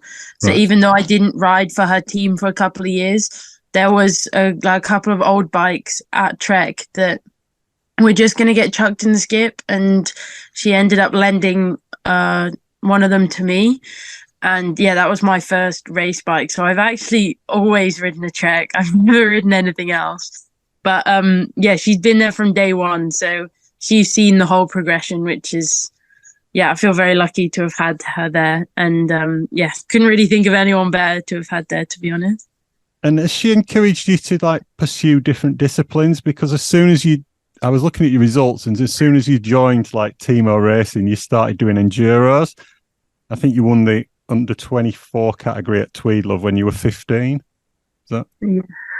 That's a fair old age bracket to win when you're 15, isn't it? Yeah, I think that was one of the first ones I did. Like, just in the UK, and she always thought it would complement the XC, and like you could never be too overly qualified, I think was her idea behind it. Like, you could always be better, and it would complement it, even if you were a bit, almost a bit too good at the downhills for the cross country. So yeah, it's always, I think people are quite surprised. Actually, not many people know that I have actually raced enduro for actually really quite a long time in the UK. She just started it young, like basically as soon as I was old enough. It's always kind of been there, although it was never something, wasn't my most enjoyed thing, because whenever we seemed to go, it would be chucking it down with rain. We'd spend 2 days in the pouring rain, cold and wet, riding around on bikes all day. But actually, I mean, it's a lot of fun. And I think I had a bit of a skewed view on it to begin with, until I made it somewhere sunny to have a go at it. So we're not going to go into all the races, because you've done a lot of racing. Yeah. A lot of racing. Say how young you still are. You've amassed already 130 results on Roots and Rain, and there's a lot of first places.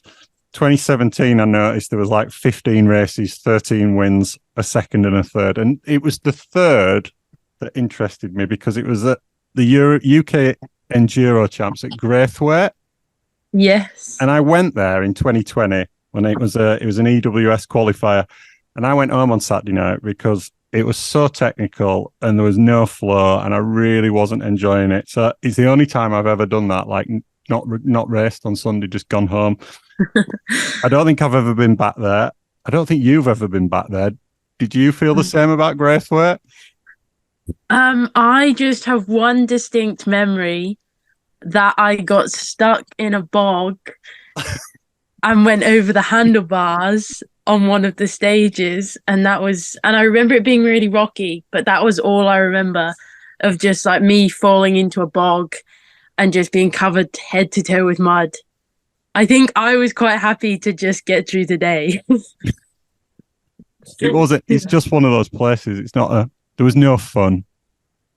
I think, it's questionable. Yeah. Yeah, I've never been there. It doesn't look like much fun, to be honest. So 2018, you won some cyclocross races, and I mean, I've never done cyclocross, but I've got my perception of it. I'm going to ask you the same question that we asked Omri Piron when he was on the podcast. Did you enjoy them?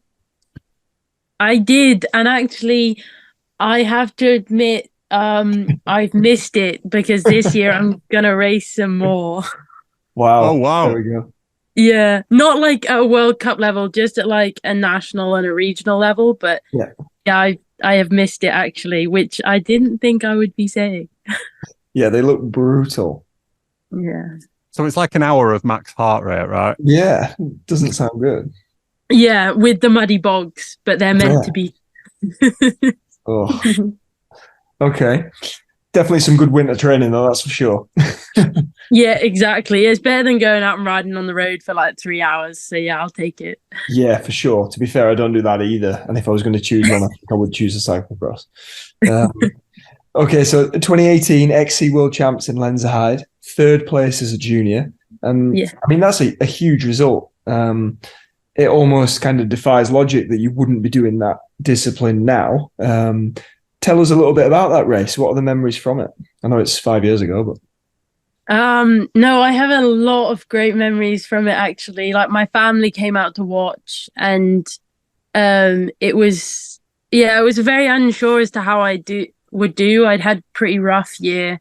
I had started pretty kind of average, and I actually ended up getting coached by Tracy for a while that year, and it changed a lot, and I was just really enjoying riding my bike. And I just have like my biggest distinct memory was my brother used to run along next to me up part of the track, at the climb, and it was very annoying. So you're just trying to get away from him. yeah, I was like, he can run at the same speed that I'm trying to ride at. But no, I really loved that race actually. And going back there this year, racing downhill was quite like a wholesome moment, I felt like, because that was one of my favorite races. And actually I would love to go back and just ride around the track again, because it's one of my favorite places to go to, and probably one of my favorite moments in my career, actually. Nice. So 2019 cyclocross national champion, you go from the Shrewsbury Sports Village to then Lazore racing EWS. What attracted you to the EWS? Was it always the plan, or? The cyclocross was very unexpected. I wasn't expected to win it. And then the transitioning to the EWS was something Tracy had always wanted me to do, and she'd been keen for me to do one the year before, but it just never fit in. And then we had this random opportunity, and it was quite weird because I did a race in, I'm trying to think, I think I did a race in La Tuile. No, it wasn't La Tuile. I can't remember. Actually, it was La Tuile. I got dropped at Geneva Airport. I got a train down to Gap and then across to somewhere else, all with like a bike and bag on the train. And then Tracy and her husband James, picked me up in their camper van, and we went racing in Lazore. It was quite like a bit of a journey, especially as like I think, what was I, like 17-year-old getting on a train across Europe. But yeah, I think it was just something Tracy'd always wanted me to have a go at, and being her thing. And yeah, I ended up actually really, really enjoying that race, and yeah, doing a couple more. So I Nice. think it was a good choice. Yeah, I did have a question. So you won every stage, but you had a 3-minute penalty. Is that right? Tell us a little bit about that. Yeah, so I broke my wheel on the Queen stage of the day, which I think was stage 2. And that was back when enduro racing was over 2 days. And so I just rode slow for the rest of the day. And then we changed the wheel, which increments a 3-minute time penalty. Yeah. Okay. So yeah, that was unfortunate, but I knew I was riding fast, so that was quite cool. Yeah, nice. So, Hattie, it's just really interesting to have you on a podcast because I started with XC as well. And now I'm riding down. I was riding down it. Shut up, Jack. He's trying to make me feel old. And I can say honest, it was the same age. I don't need your help because when I'm reading the next question and I'm asking you about your 2019 Worlds in Montana, you were junior. Yes. So you weren't even 18, right? And I was like 35. So see. so you were going back and forth, EWS and then back to XC. You finished 12th in the junior woman. That's probably, from your face, it sounds like a bit of a disappointment, especially after getting third the year before. Yeah, big disappointment. Yeah, I think I started the year on the number 1 plate. And I got appendicitis like in March that year. And then I ended up having to have like 2 months off my bike. Like I had it removed, and I wasn't allowed to do strenuous exercise and things like that. So I missed like 2 months of the season, and that set me back quite a lot.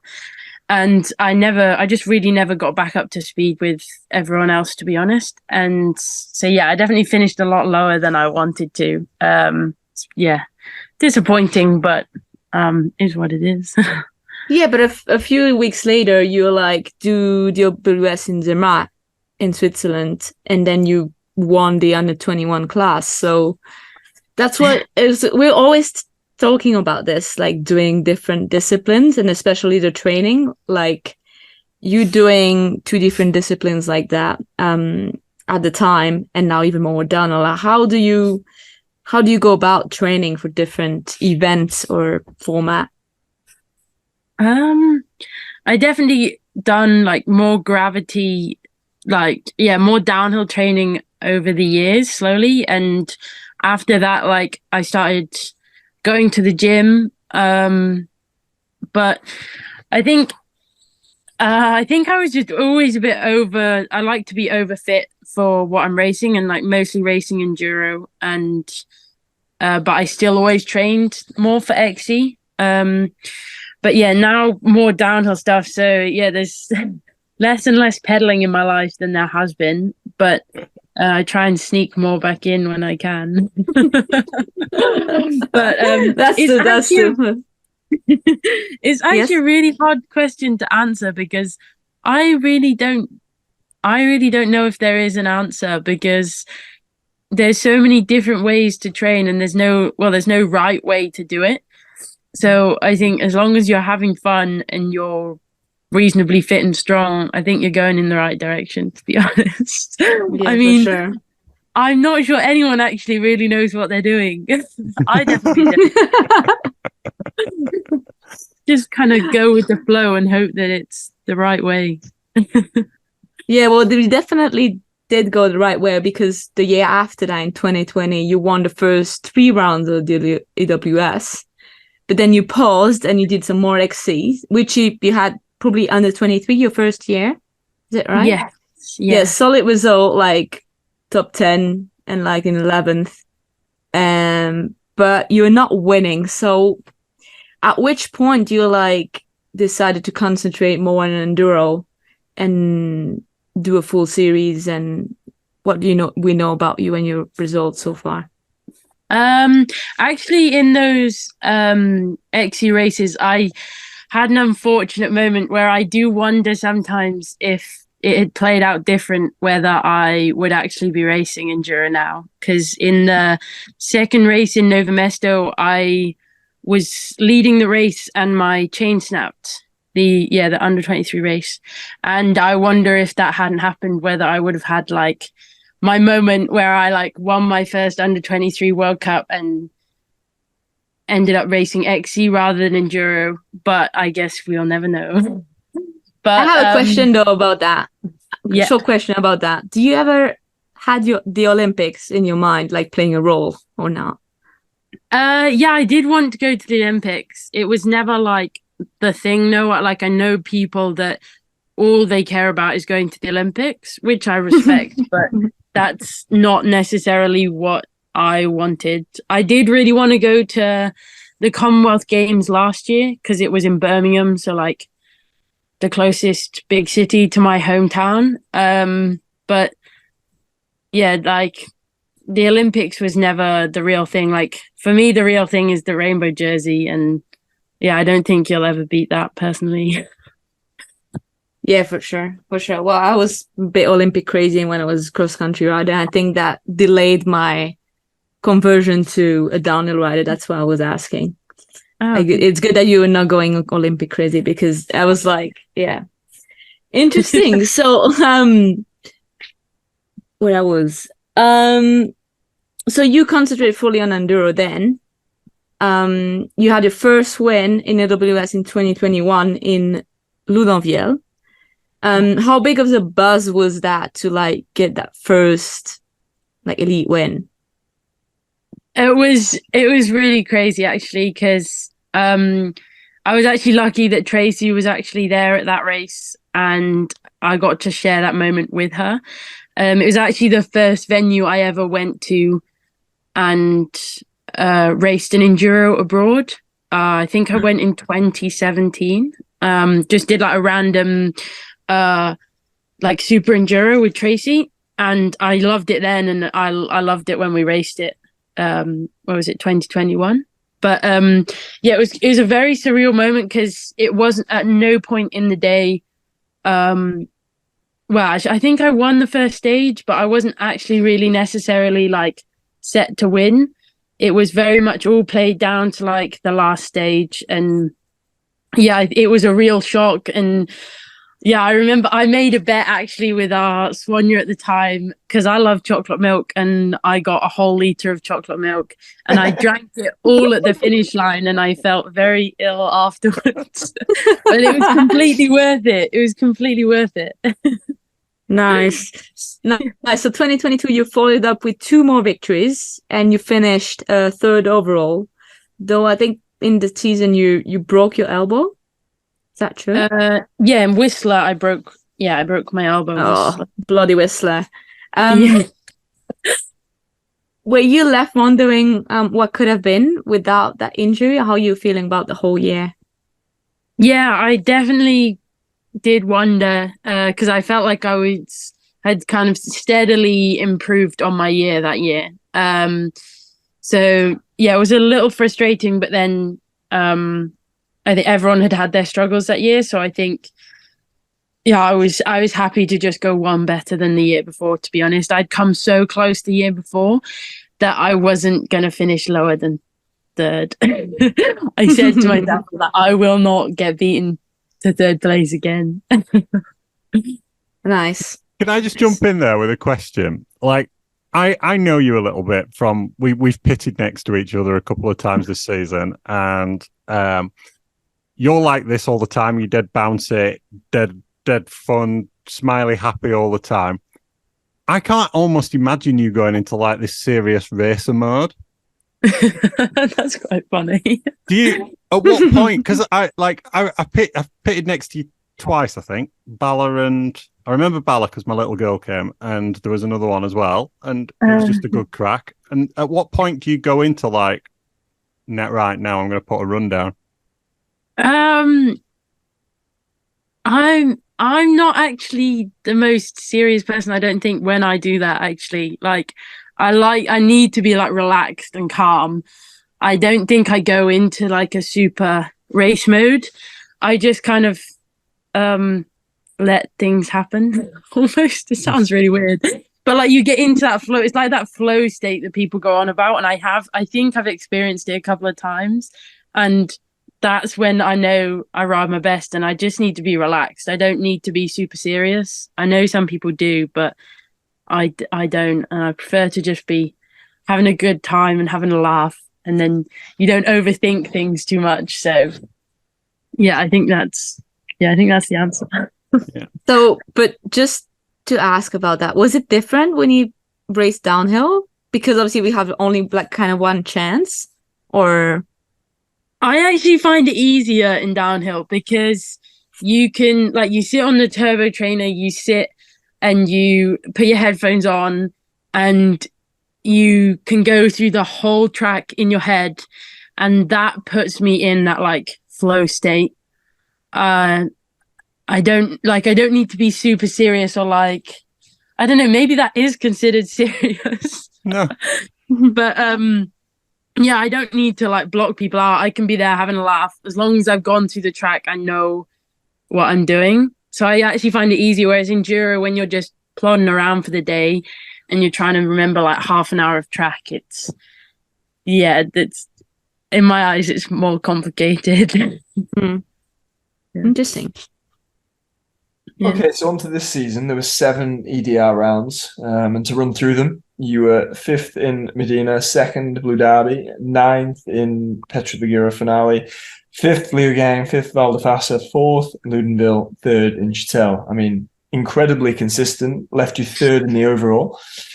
I mean, Isabeau and Morgan have been the top 2 for a good number of years now. You did mention 5 or 10 minutes ago that when you're doing your training, you're not quite sure how it's going to work out. You just kind of hope it does.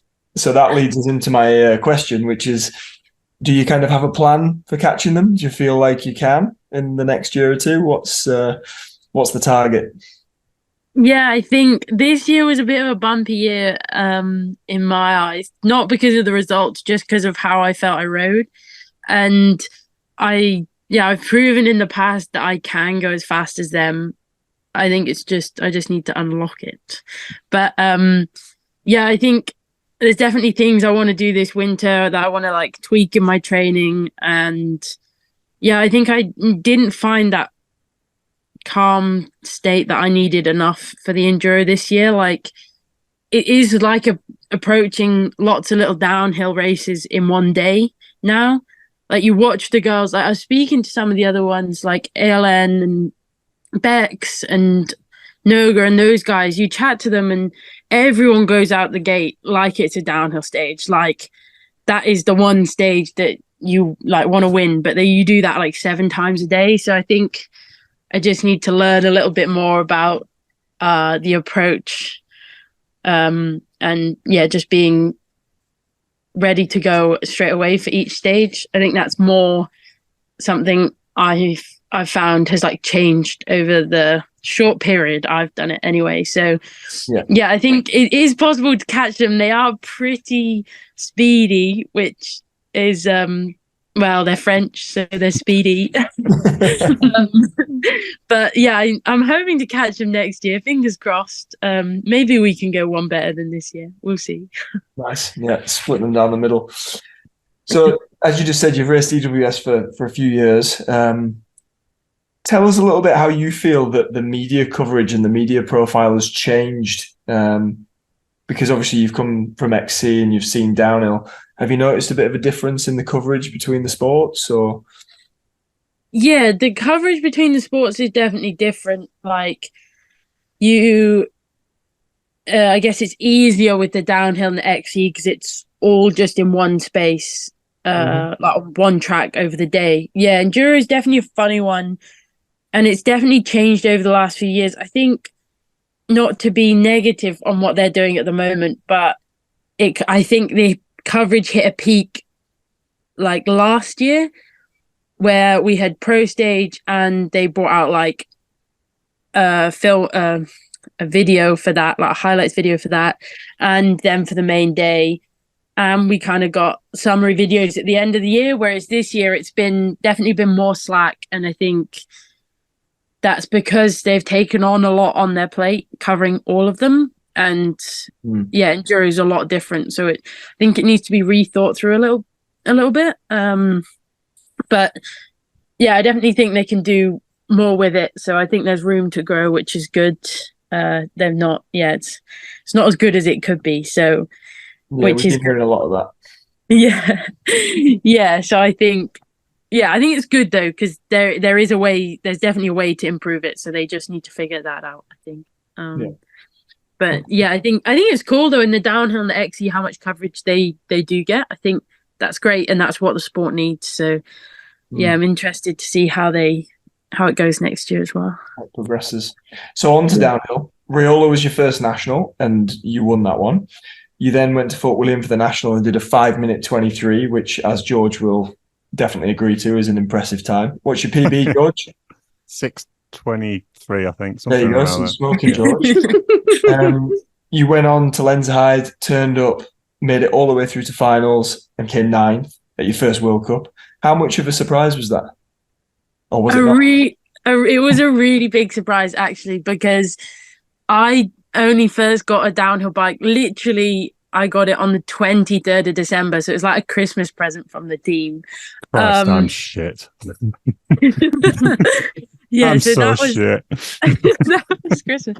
But actually, the only reason I got a downhill bike was because I went on team camp with the downhill boys in December. So like Reese, Cade, Loris, and Bodie, and they were all telling me that I needed one and that I should have a go at a downhill race, because this year was the first year I ever done a downhill race, and they were like, oh, you should have a go at World Cup. And I was like, oh no, like I really don't. Yeah, I'm not sure that's a good idea. And then I remember, I think it was Reese sent me the changes they made for this year, and it said like only top 10 make it to finals. And I messaged him, was like, nah, I'm rethinking my downhill debut. It's not going to happen this year. I'll never make it. And he was like, nah, you'll be fine. Like, it'll all work out. Like, yeah, just go for it. And he was right. And I think, yeah, it was a surprise for me, but I'm not sure it was for some of those guys on the team. I think they almost had more faith that I would do it than I did. But yeah, it was really, really, really cool. And we just went with it as it came, like through the day. And yeah, I think just unfolded how it was going to unfold. Yeah, nice. So you then went on and won the national at Llangollen and national champs, beating Tani and Phoebe in the horrible conditions that we had. Did you enjoy that weekend? I really enjoyed it, and I actually wanted it to stay wet for finals. Yeah, me too. I was pissed. I think I was actually more annoyed that I stayed on muds for the final run and really didn't need it. No. But no, I loved that track. I think it wasn't necessarily super downhill style, I think. Yeah. The very narrow single track, not really much line choice. But yeah, I thought it was really cool, and I think they did a really good job of it. So yeah, it was just another one of those weekends where it was just fun and it just kind of all clicked together. So that was cool as well. Yeah, it's funny you should mention that about the track, actually, because the last time I was there, I think, was 2017, and I came second to Charlie in Elite, and I used to love that track. And I enjoyed it in the wet this year, but I hated it in the dry, just because I've spent the last 6 years racing fast, wide open World Cup tracks. And then I was back in there with trees that weren't cut back, very tight track, twisty corners on an XLV10 29er. So yeah, I agree. It was totally different to what we're kind of normally racing. It was definitely eye-opening for me. Okay, so you then went up to Fort William for Worlds. A very impressive time of 5:12, 6th place in the quali. But did you go off track in your finals run? Is that right? Yeah, I went off on like one of the fastest bits of the track at the top, just as it opens out after all the rocky sections before you go into the trees. And I just had like I don't even know, I just blinked and I was off the track, and I was like, fuck. And I had to like run back up to go through the right poles. Yeah. So that was unfortunate, but I think it was just sick to be there, to be honest. Yeah, nice. Absolutely. So snowshoe unfortunately crashing your semis run meant you were 13th. And onwards to Mont St. Anne. I guess the last time you were at Mont St. Anne would have been for a cross country, is that right? Yeah, Worlds 2019. Yeah. 2019. Okay, there you go. So going back there, you managed to qualify 14th. So just squeezed in, but then Just made it. It was very touch and go, stood at the bottom. Yeah, I was 59th. I know the feeling. I was on the way home. I'd literally left the pits. One of my guys had to ring me and be like, "Mate, you're 59th." I'd given up. No way. To turn around and go back. So yeah, touch and go for sure. But yeah, you turned that around in the semis, third, and then as we mentioned earlier, fifth in the final, and a World Cup podium. Did you love the track? I did, but it was really challenging. I remember looking at it in practice thinking this looks amazing, and then I got on the track and was like, oh my god, this is the hardest thing I've ever ridden. Yeah. And felt like I was riding really slow, and just there were bits that were stopping me from linking the track together, like I'd stall in one section or something. And it wasn't until the morning of like finals day where I actually kind of started to just let it flow a bit more, and I think that's why things kind of turned around a bit. But my poor bike took a bit of a beating, so I'm kind of glad we just made it down in one piece. Yeah, and a podium. So yeah, that was pretty surreal, but I think it was quite cool to know coming over the finish that like I was guaranteed a podium because of where that was quite special, because then we kind of started celebrating straight away. I was like, I don't care where I finish now, this is amazing. Top five's good. Yeah Nice. Yeah, that was pretty cool. Nice. So what a great season for you. So obviously now the question is, what are you going to do in the future? What's the plan for next season? Obviously finishing on a high note like that in the DH side. Have you changed your plans, or what are you going to do? No, my plans are going to stay the same, actually. I'm going to still do all the Enduro World Cups, and then I'm going to try and do as many of the downhill ones that fit in, which is currently 4, but we'll see. I was putting it all in on my calendar, and I was like, damn, it looks like I'm going to try and move to Europe for like 5 months. So, so I was like, maybe I need to do a bit of thinking here. But I would like to race as much downhill as possible. And yeah, it's pretty addictive. So yeah, I'm not really sure. So is that like, are you completely free of what you choose to do? Or is like you're contracted to do certain things, or?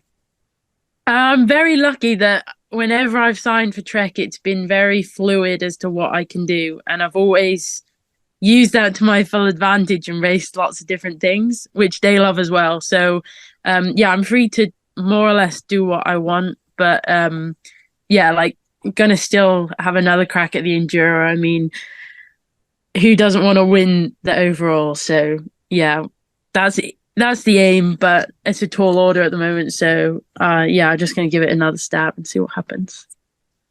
How old are you now? 23? 22. 22, yeah, okay. So, if you train full-time for downhill, so I started downhill at 21 and I raced for 15 years, so you've got some time. If you train full-time for DH, how far do you think you could go? I like to think well, you can come 5th because you just did. So yeah. I like. So you can't podium. Yeah, I like to think if I really went for it, I could win one. But I mean, Valley's on a whole nother level at the moment, as she seems to show again and again. But yeah, I like to think I could regularly be on the podium if I really went for it. But I'm not really in any rush because I feel like you kind of acquire a lot of injuries racing downhill. That's my lesson this year, is like every downhill I went to, I like acquired a new injury. So yeah, so I feel like I'm not really in any rush to kind of speed that process up. So yeah, I think, Nice. yeah. Which one is your favorite discipline?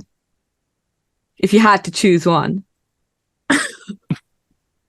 I think I could get in trouble. We know the answer to that then. Yeah. I don't think you need me to answer that one. Okay. We leave it to that.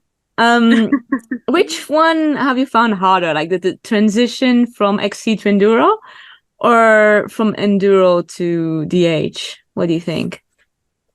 I think the transition to Enduro was quite a natural one, actually, for me. I think it just kind of built each year until I was doing the full, did a full series. So I think, that was quite natural. And if I'm honest, I'm not saying it's come easy, but it's always felt very natural for me to do. It's certainly not easy. But I think to downhill is definitely a big step. Like the level's so high and you can't make a mistake and you can't, you just got to be on it all the time, which I think is the hardest thing. You don't get like a second chance to do it better almost. I mean, I felt like I did in Mont St. Anne, scraping it into semis and then pulling myself together. But yeah, it's so tight. And I think, it's a hard time to be in that sport. So at the top of the show, Emmy was saying about how some of the pivot guys use downhill as a tool to help them go faster at Enduro. Now you've ridden that fast in Mont St. Anne, do you think you can go that bit faster in the Enduro? I like to think so. I think it does help, definitely. That's kind of why I started having a go at the downhill stuff, like just the speed and the processing stuff coming up too fast.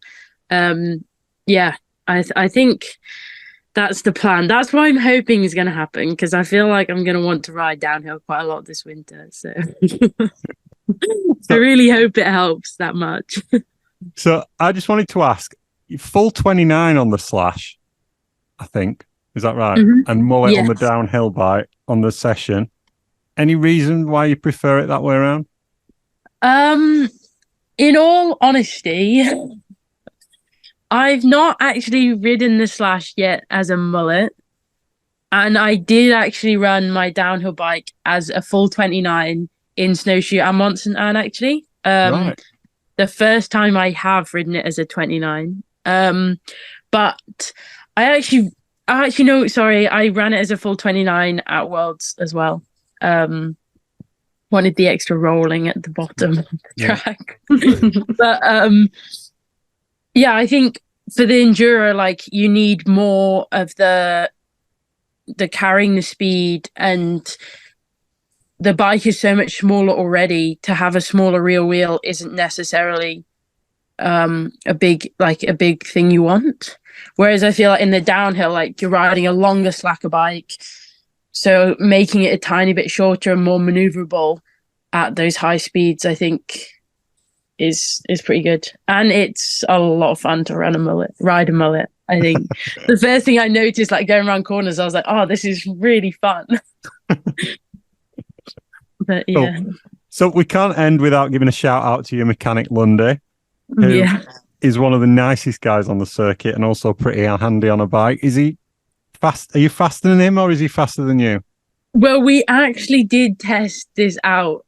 We both raced the Piers Cycles race earlier in the year at was it Riederfellen? Yeah, Bala, yeah. Yeah. And fortunately, I was faster. Thank goodness. It wasn't a lot though. I was only like 5 seconds faster than him.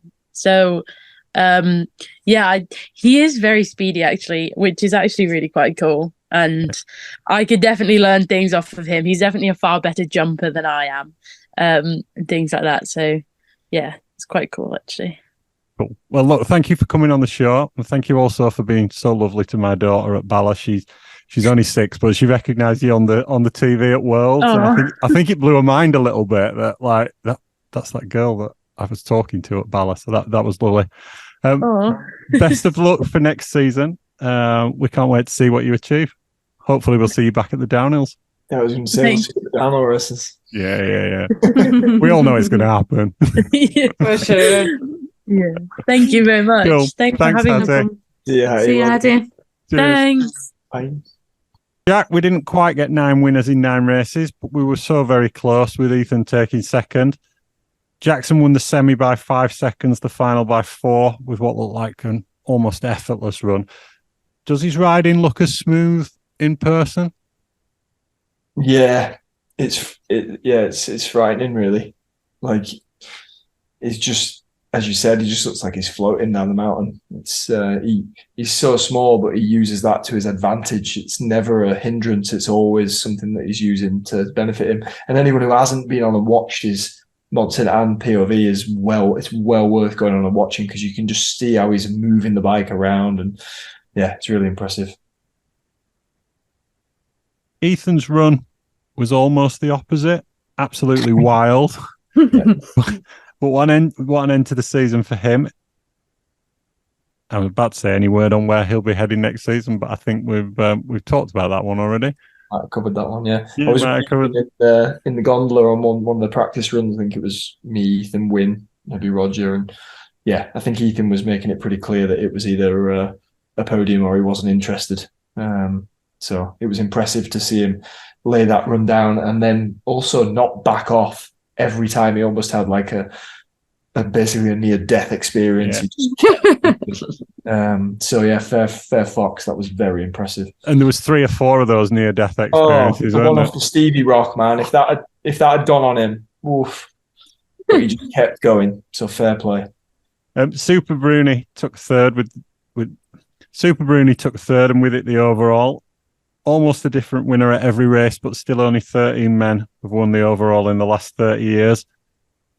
He's the man, isn't he? Jesus, yeah. Just what he's achieved over the last 10 years is just incredible.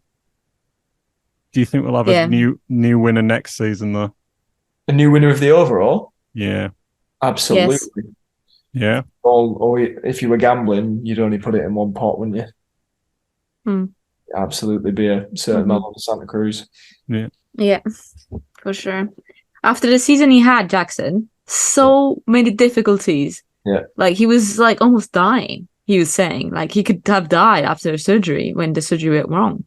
And he was like still second in the overall and winning the last round by 4 seconds. You're like, what is this guy up to? So is really impressive. So I've seen a bit of an interview with Bernard, and I couldn't quite work out if Bernard had have gone. If he'd have beaten Loic, would Jackson have won the overall? Is that what he was saying? Or have I misunderstood it? So Loic ended up third, Bernard fourth. But if Bernard had beaten, I haven't done the maths on it, but I can't remember what the points gap was. I don't know where Loic had to finish if Jackson won for Jackson to win the overall. Right, I couldn't Can't work remember. out. I haven't looked at the points gap. Yeah, yeah. So I Bernard, thought it was further back than fifth. Yeah, I thought so, but I might be wrong. I haven't looked. Bernard fourth, top 20 at every race this season, 6th in the overall. Solid season for him, Emmy. yeah, for sure. Is the most consistent he had so far, I think. His absolute result were better last year, but I think he was kind of like closer. I think he's the only guy that top 20 every race. Every race, yeah.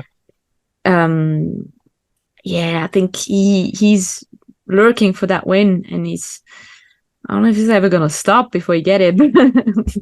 But yeah, he's capable of it. He just need to click, and sometimes he's trying to pace himself not to peak too early. That way he's doing. And I think if we ever would go back to a quali final format, I think would greatly help him to achieve that win, because I don't think he's very like. I thought Lundeville was the one. I thought he was going to win there, but then he crashed, pushing too hard. But yeah, we'll see. And tell us about that bike. Is it going to production? I don't know, actually. No. I haven't talked to Bernie about that. Obviously, I wasn't at the last races, so we didn't really get into detail. I haven't heard any conversation about it. it. Probably at some point, but I don't know how far they are.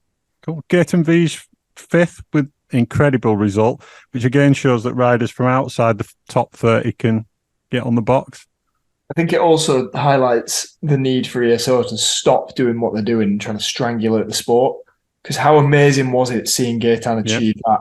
Whether you were where we were watching or whether you were at home going, who's this guy? Like, he just came 5th at a World Cup, like achieved his first podium. He was privateering in the car park out the back of a rental car with his mate who was doing some mechanicking for him. Like, that will all go away if they keep doing what they're doing. And it would be such a shame to see that kind of magic of the sport lost. Well, would Øisin have been racing? You know, he was ranked. He's on a factory team. It's different, isn't it? Like, he is, but he was ranked 33rd in the world, you know, before Yeah. If there's a top 30, would he have been in it? You know? Yeah, for sure. It can go all the way down to there, for sure. Well, I think that's about all we've got time for. Sorry we didn't get onto the team rumours, but we'll definitely do more of that next time. Thanks to the wonderful sponsors of the show, Hope Technology, JTech Suspension, Revolution Bike Park, Ride Southern Spain, Schwalbe and SingletrackWorld.com. If you're enjoying the podcast, I'm sure you know what to do by now. Please subscribe so you don't miss an episode. And if you've got a sec, please drop us a review. Alternatively, please give us a follow on Instagram at Making Up the Numbers Racing or Facebook.com/Making Up the Numbers. Thanks for listening. We'll be back with more in a couple of weeks.